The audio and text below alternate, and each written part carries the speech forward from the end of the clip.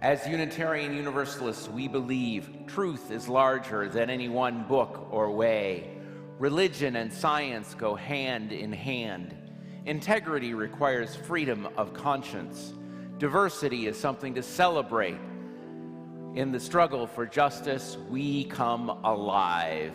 Our highest aspiration and calling is love.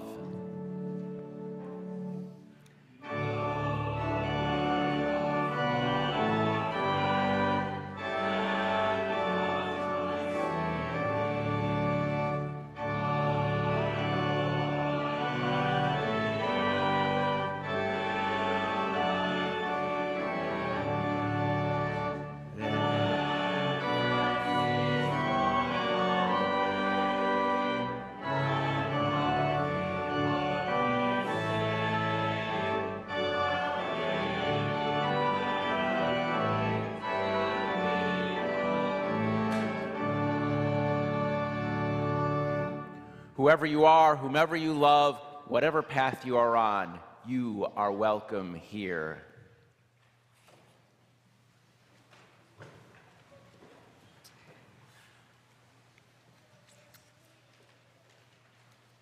In honor of those who have served and those who continue to serve at home and abroad for peace and in war, we light our chalice and we offer our thanks.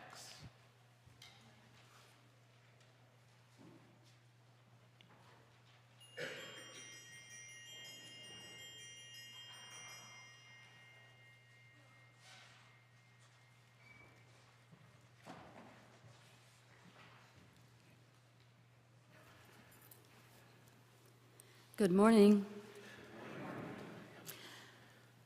We celebrate today Pearl Mannix, wife of Frank and mom of Finn and Callie, who became a U.S. citizen on February 7th. Yes, yes.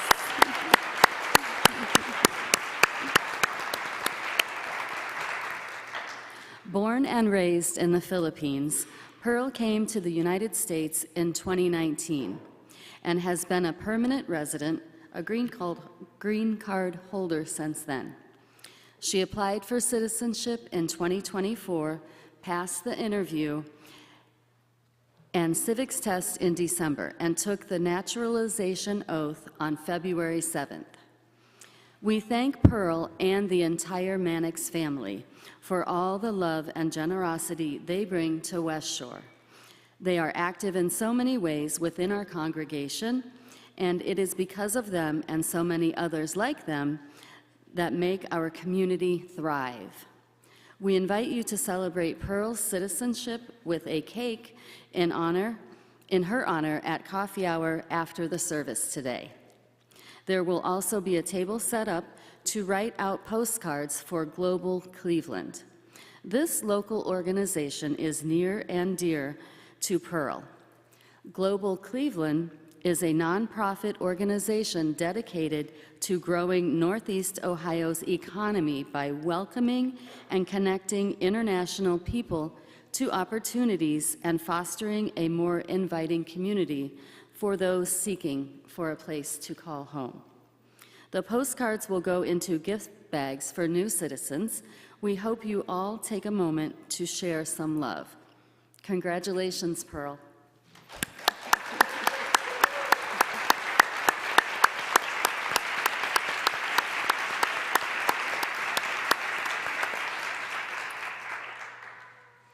Once again, welcome to West Shore Unitarian Universalist Church.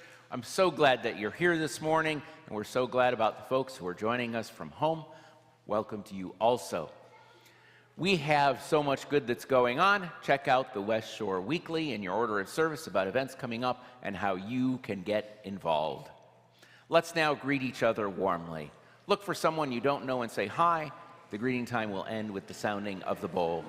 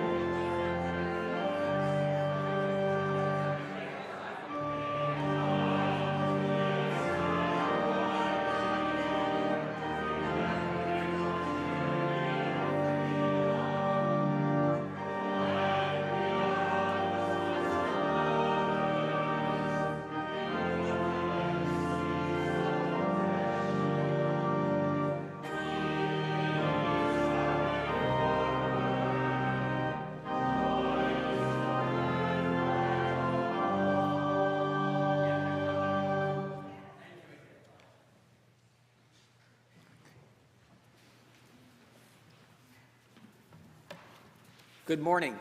I'm Jerry Devis, and this morning I'm representing the coordinating team that includes 5 different councils. David Blazer and I serve as leaders of the Worship, Music, and Arts Council, which includes the choir, the Aesthetics Committee, the Free Spirit Band, yeah, they're over there, right? The Music Arts Society, the Rocky River Chamber Music Society. Yay! Sunday Flowers, when we have them, that tech team, and the worship associates. Bravo. Last week I had the honor to share many things about the Aesthetics Committee here related to the visual experience of your worship. But today, our council would like to recognize an outstanding volunteer that helps with the sound. Perfect and makes it perfect for the service, as along with many other things that this individual helps with here at West Shore. Now today, I would love the pleasure of saying, come on down, being on that Price is Right, but I don't believe our person is with us today. So in a moment, we're gonna all stand and honor this person and probably look back to the camera. Today, we'd like to honor Bob Beamer. So if you'll stand, let's wave to Bob at home.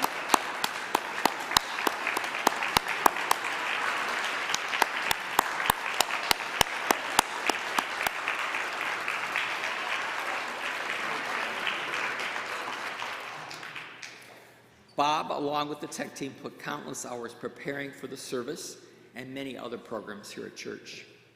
But as you know, Bob is also involved with his wife Gloria in many other justice and outreach programs here at church and beyond. And many of you attend the Social Action Film Series, appreciate many of the things he does. Now, on behalf of David, I'm going to be his spokesperson, he shares that Bob has been one of the greatest supporters of his silent film series. He says he's so easy to work with, and actually he seems to like the films, David says, so. David says, whenever I know when I have a film schedule, Bob will be an asset. He's invaluable to help the Free Spirit Band in making sure our sound is the best in the live stream on Sundays. So we will see that Bob gets this wonderful certificate. It says Volunteer Spotlight, Certificate of Appreciation. This certificate is awarded to Bob Beamer by the Worship, Music, and Arts Council in appreciation for your outstanding dedication and invaluable contributions to West Shore Unitarian Universalist Church. Today, yeah, let's go.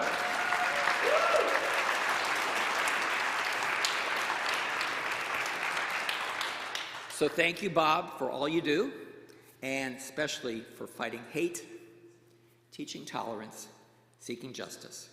Congratulations again. And may now this morning's offering be taken and gratefully received.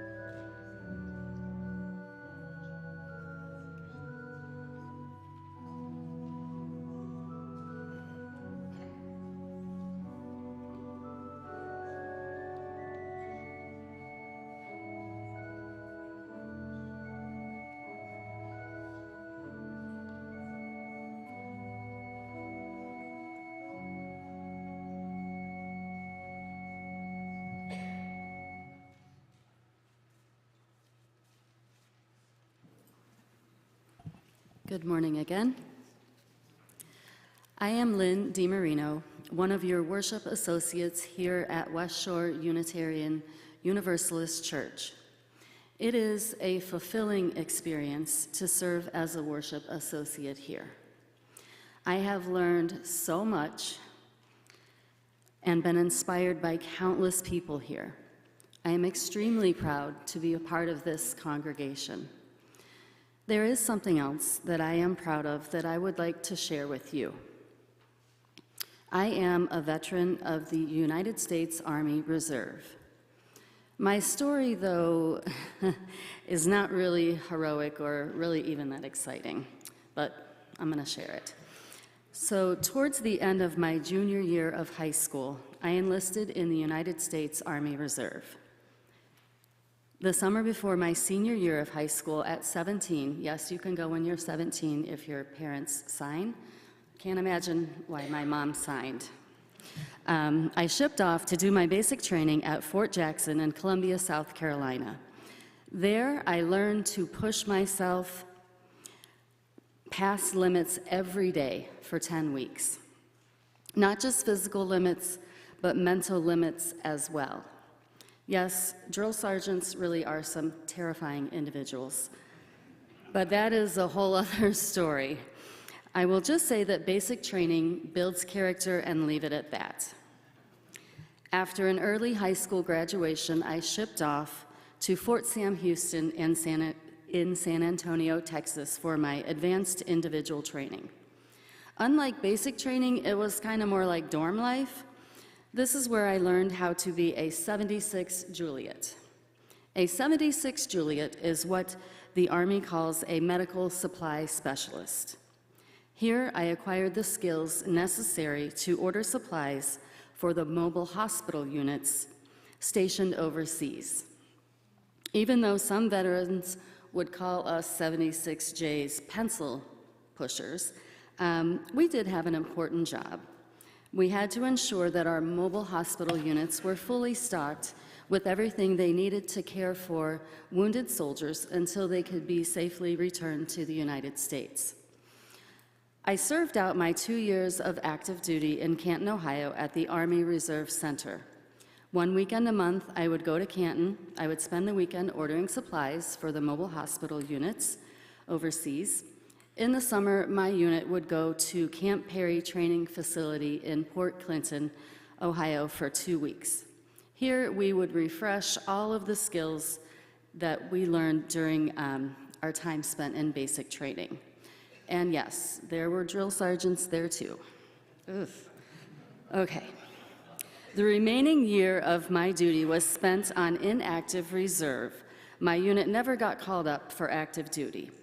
Looking back at my time served in the United States Army Reserve, I don't really see myself as a hero. However, I do see myself as an Army specialist who enabled the medics, the nurses, the doctors to do their jobs overseas.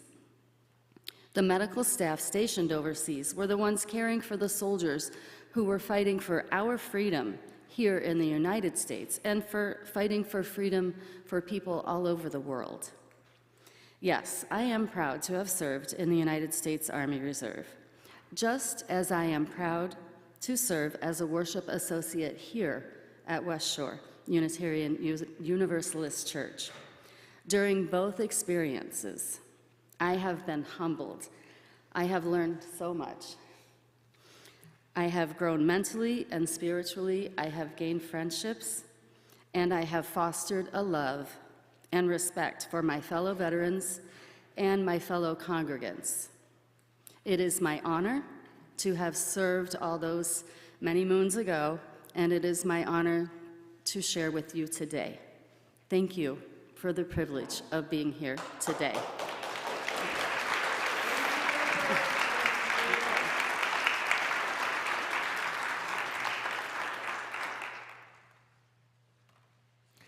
And now, all are welcome to come forward to share from the heart.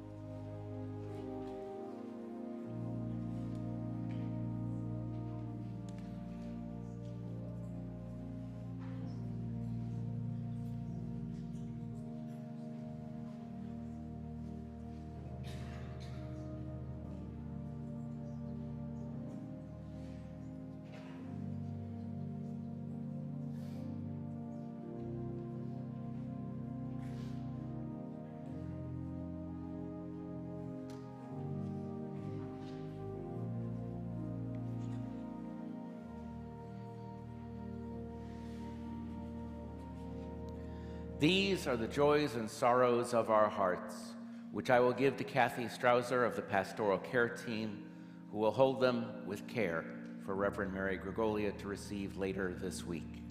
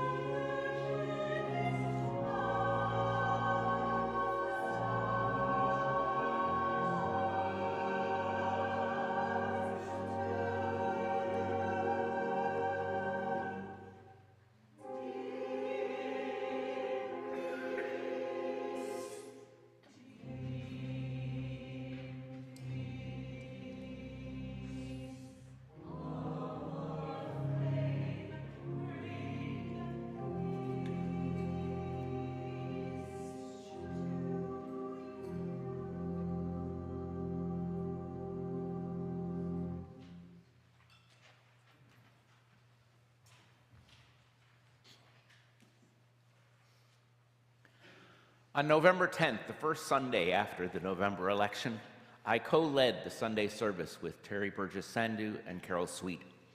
After the service, I was standing in the receiving line, and a gentleman came up to me. He was very polite and very respectful when he expressed his disappointment. He said, "Tomorrow is Veterans Day. You should have said something to honor veterans during today's service." I mumbled some kind of reply, some kind of short acknowledgement that yes, we should have said at least a few words thanking the veterans. If you're here today, sir, or if you're watching from home, I'm sorry I didn't catch your name that day, or I would have give you credit by name today. I hope you'll come and meet me at some point and reintroduce yourself so we can talk about it and I can get to know you better.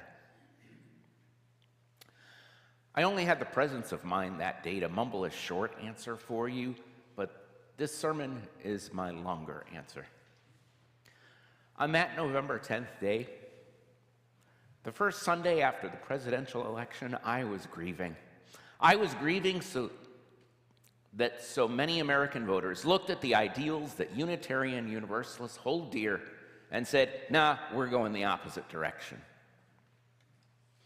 Emotionally, I was not leading a Sunday service.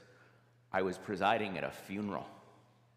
Emotionally, I was grieving that the America I knew, that my parents knew, that my grandparents knew, was about to wholeheartedly embrace oligarchy and authoritarianism and hate and cruelty and greed. I apologize. I sincerely apologize, sir, that in my grief, I failed to mention that we were grieving because we might lose so much that every American veteran served to protect. Thank you for your service. Thank you for protecting us. For this service, I could have done a lot of research about heroic stories and medals of honor and Purple Hearts. I could have reported on the good work of the Veterans Administration and how the VAA could do much, much better for our veterans if they weren't busy being fired by the current administration. There are lots of ways I could have researched and reported, but instead I want to speak from my own heart. I want to speak from my own experience. I am not a veteran, but I have had many meaningful experiences involving veterans and active duty military personnel. And I want to tell you about those stories today. That was chapter 1. Here's chapter 2. The decision to protect others. The recurring theme in the stories I'm going to share is protecting other people. Most of us are not active duty military or police officers or firefighters or other types of first responders. For most of us, the decision to protect other people we know with our lives is fairly hypothetical. For most of us, the decision to protect people we barely know or don't know at all with our lives is purely hypothetical. For most of us.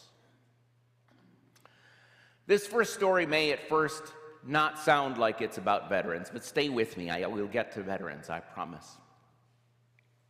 Many of you were here that day 2 years ago when a religious zealot came to our Sunday service. In the middle of the service, he stood up in the aisle back here, about 2/3 the way back.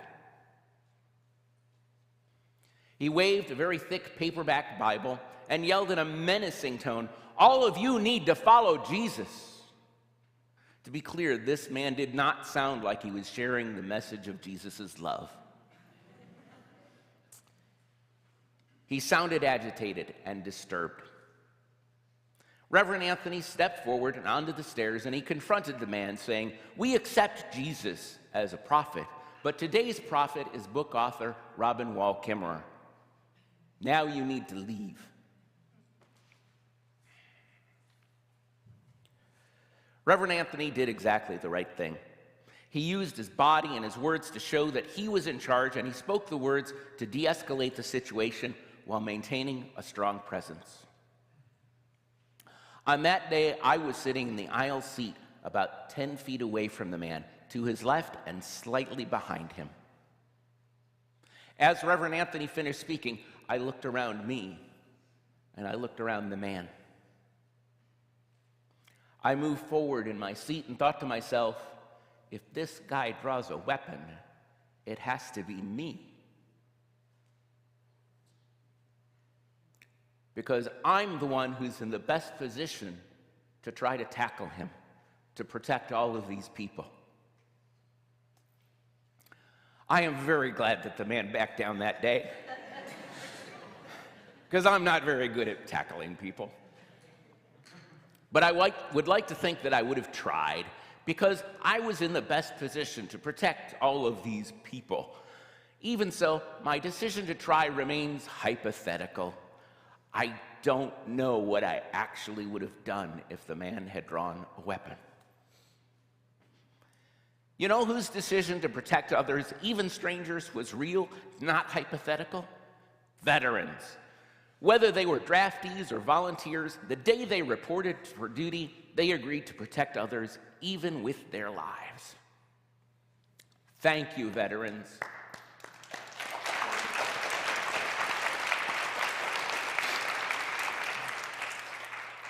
When I think of the service and the honor and the courage of veterans, I don't just think about the people who served on the front lines. I also think about the people who served behind the front lines.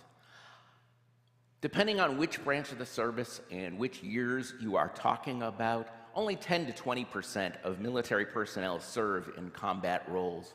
The rest, the other 80%, are still essential because they're making sure that the 20% have everything they need in terms of equipment and training and supplies.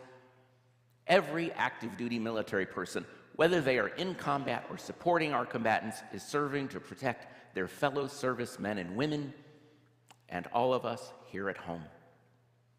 In the movie, A Few Good Men, a character explains that our Marines stand up on a wall and say, "Nothing's going to hurt you tonight. Not on my watch." Every U.S. veteran, one way or another, stood on that wall and said, "Nobody's going to hurt you tonight. Not on my watch." Chapter 3, My Relatives. If we can have the photo. There we go. I am not a veteran, but I do have strong connections to the military. This is a picture of my father, who served in the early 1950s in Frankfurt, Germany.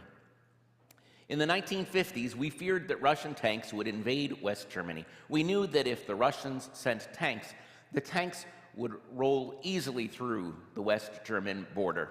So my father's unit trained Germans in guerrilla warfare tactics, ways to fight the Russians if the Russians ever occupied West Germany. My father served to protect people. We are surely training Ukrainians in these tactics today to protect people. Next photograph. My wife, Dawn.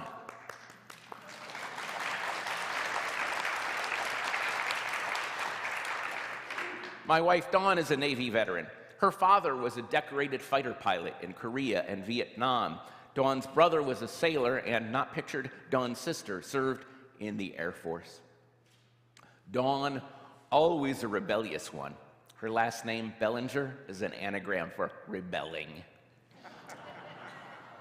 It's true, work it out after you get home. Dawn, always a rebellious one, was an attempted trailblazer for women in the military.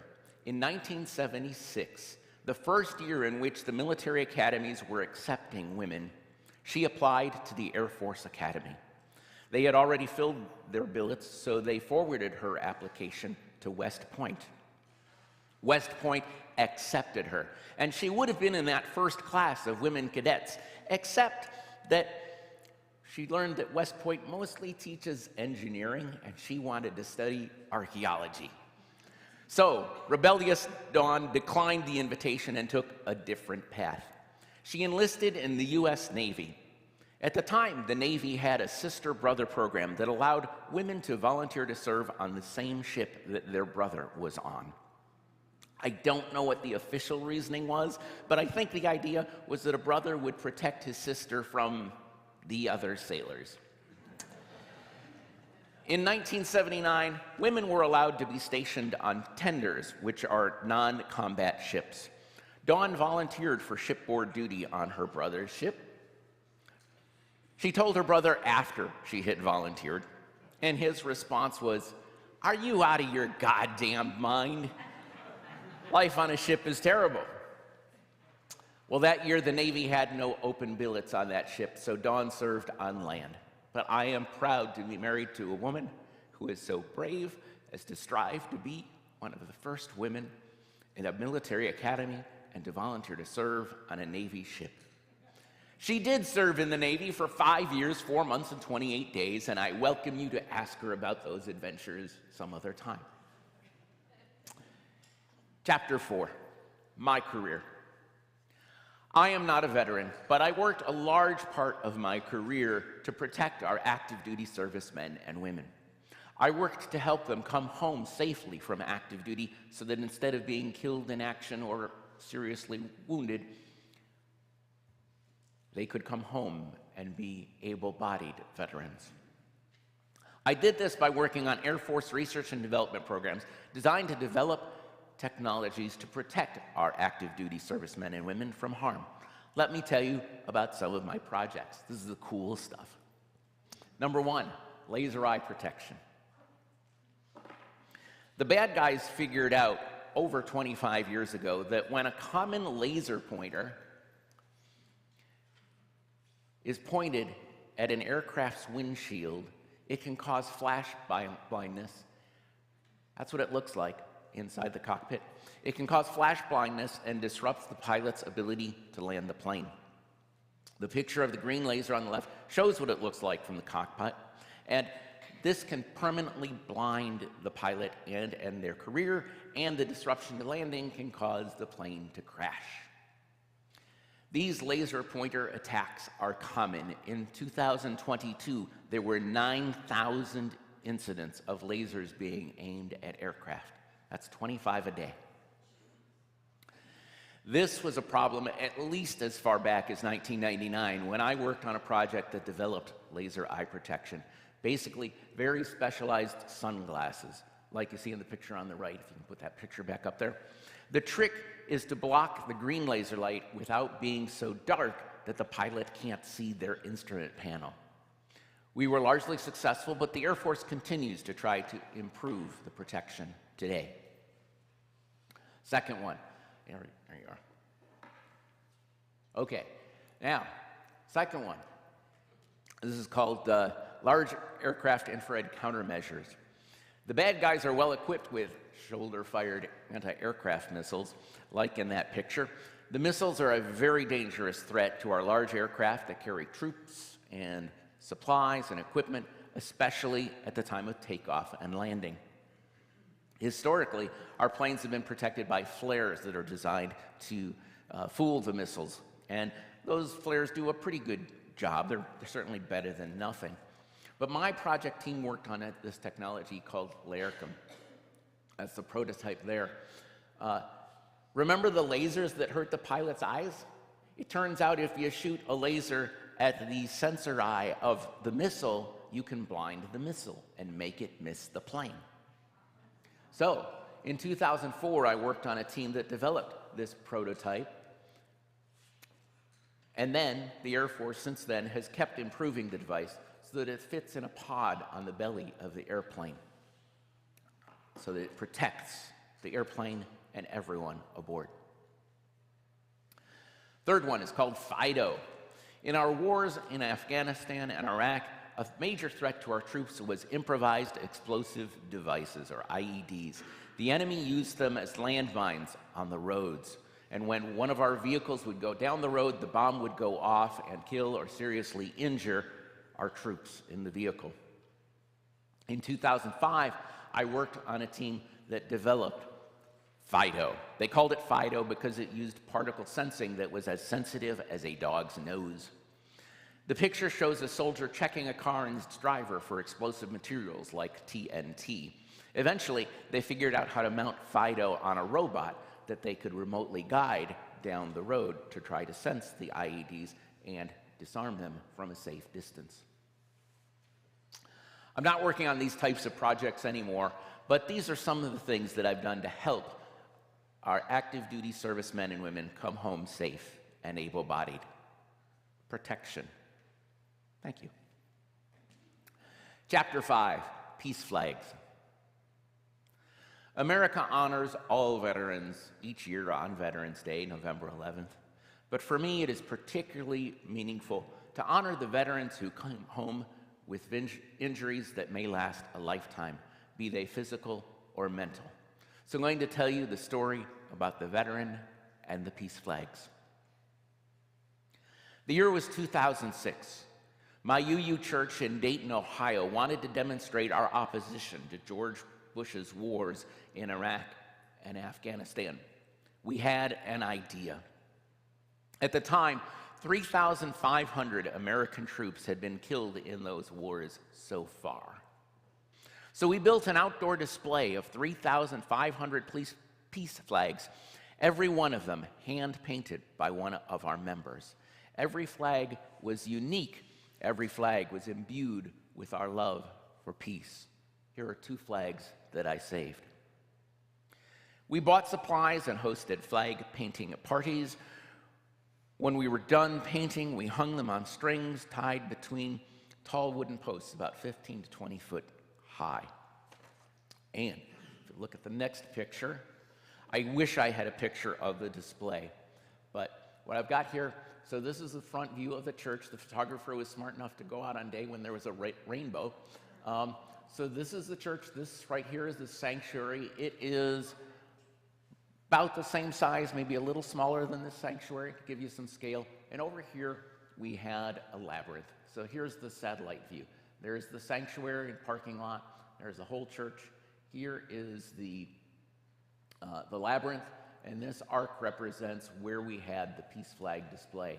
So you can see that display was pretty darn big compared to the size of the rest of the church.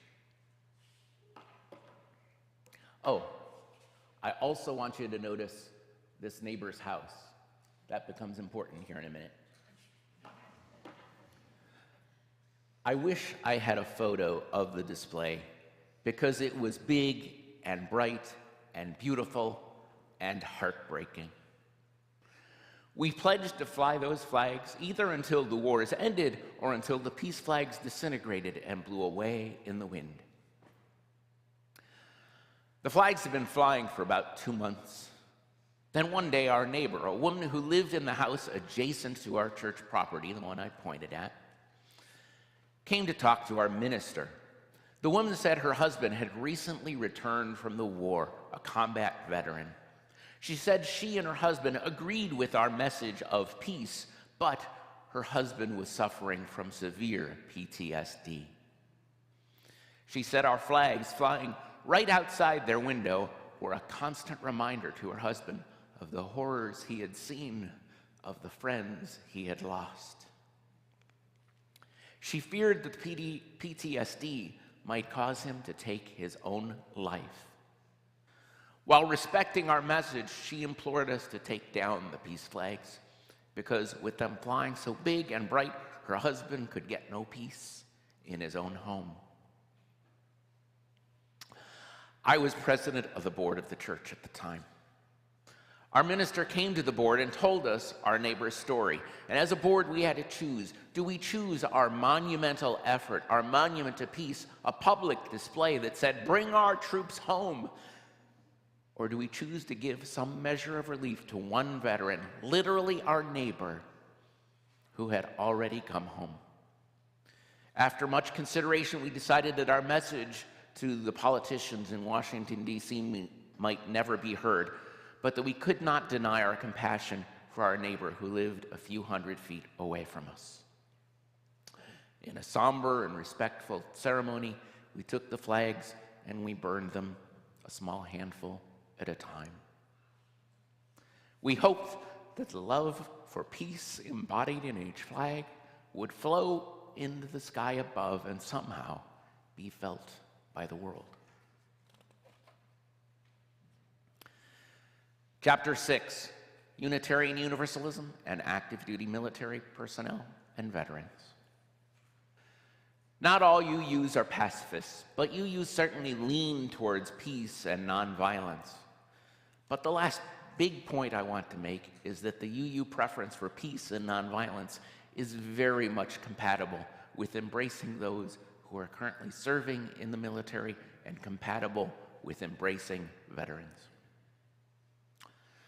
Dawn and I have a very good friend who is a UU living near Cincinnati.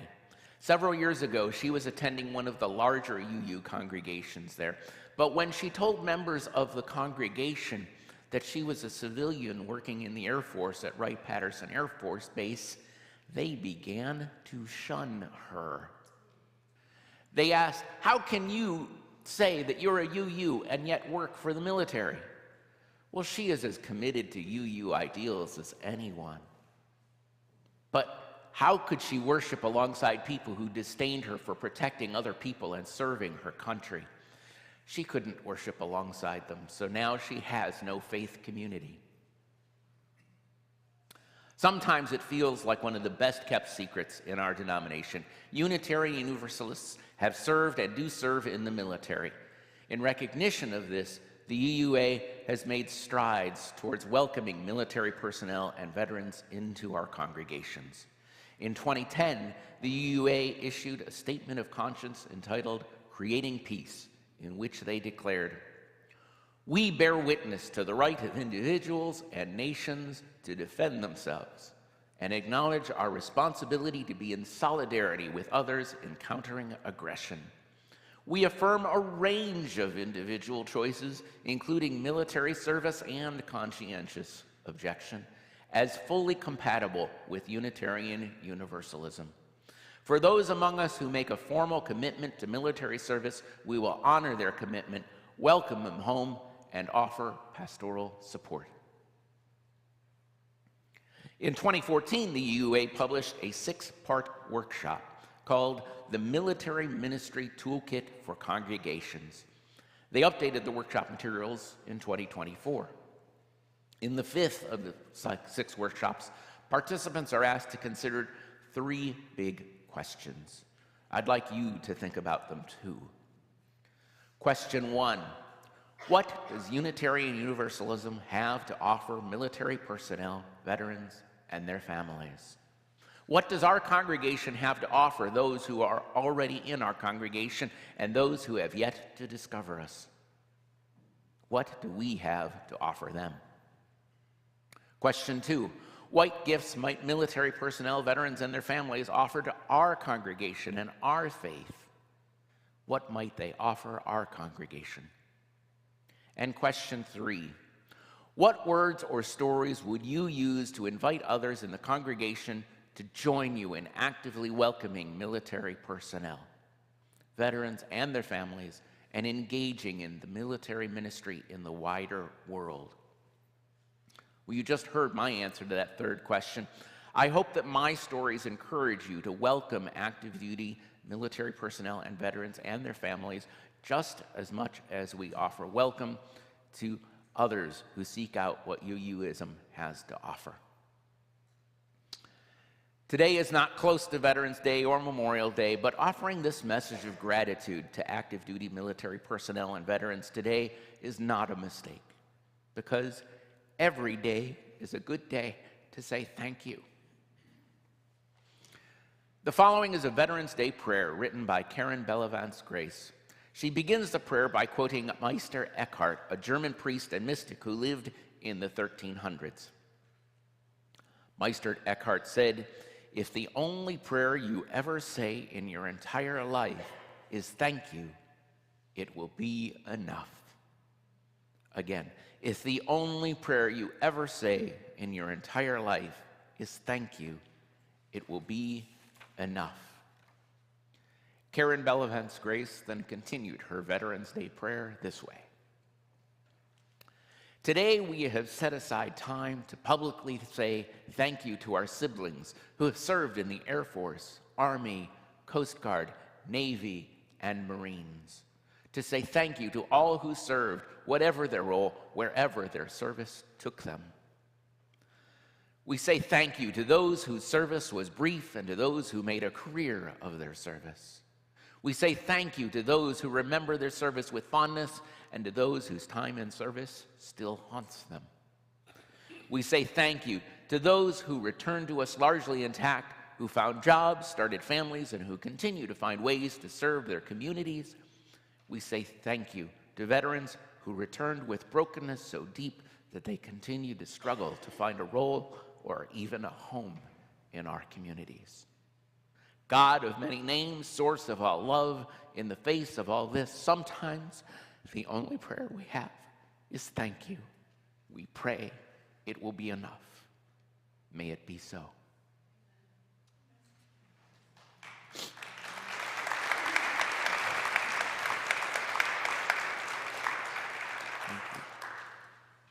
Please join me in the extinguishing of the chalice words.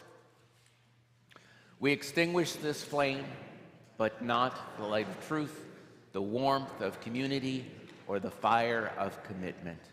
These we carry with us until we meet again.